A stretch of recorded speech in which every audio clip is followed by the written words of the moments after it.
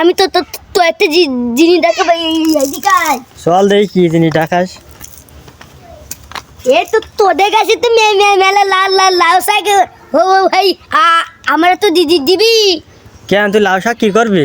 লাউ শাক হ্যাঁ রেন্ডি খাবো। রেন্দি খাবি না আর কারো দিবি? সত্যি কথা বল।